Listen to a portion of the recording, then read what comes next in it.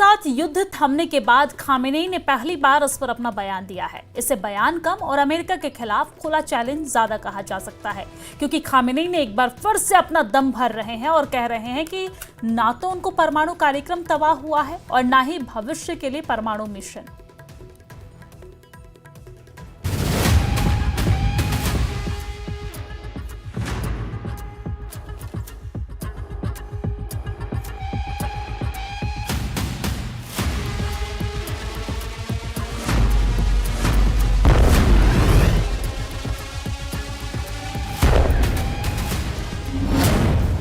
Iran और America में जुबानी युद्ध।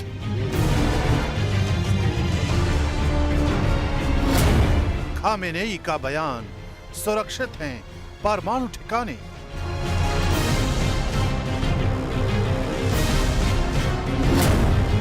IAEA का दावा, ईरान को हुआ बेहिसाब नुकसान।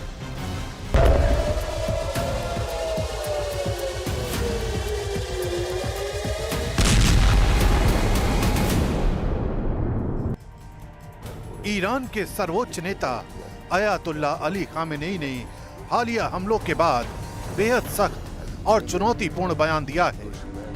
उन्होंने दावा किया है कि अमेरिका और इजराइल के हमलों से ईरान के किसी भी परमाणु ठिकाने को कोई नुकसान नहीं हुआ है।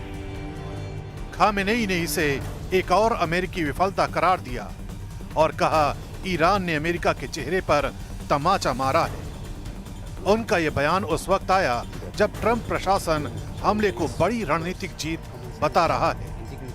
खामेनेई यही नहीं रुके, उन्होंने सीधा संदेश दिया कि अगर ईरान पर दोबारा हमला हुआ तो अमेरिका और इजराइल दोनों को बर्बादी का सामना करना पड़ेगा। मराकज़ हस्तेई ما حمله کردند که البته این در خور پیگیری جزایی در دادگاه‌های بین‌المللی است به طور مستقل، اما نتوانستن کار مهمی انجام بدن. رئیس جمهور آمریکا در شرح اونچه که واقع شده بود بزرگ نمایی غیر متعارفی کرد.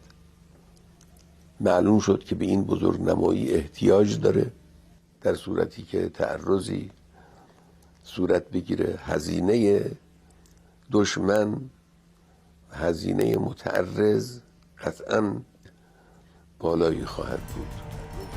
खामेनेई के बयान के महज कुछ घंटों बाद अंतर्राष्ट्रीय परमाणु ऊर्जा एजेंसी यानी IAEA की रिपोर्ट ने उनका दावा खारिज कर दिया।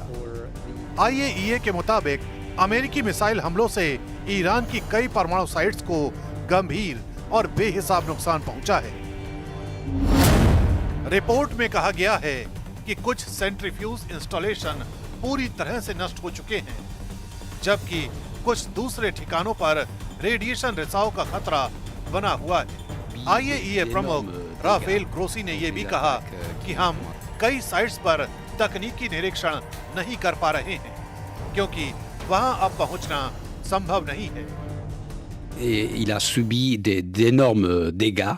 Donc les attaques qui ont commencé le 13 juin ont eu comme résultat des dégâts physiques très importants sur 3 sites, celui de Natanz, Isfahan et Fordo, où l'Iran avait concentré la plupart de ses activités liées à l'enrichissement, à la conversion de l'uranium, donc très important.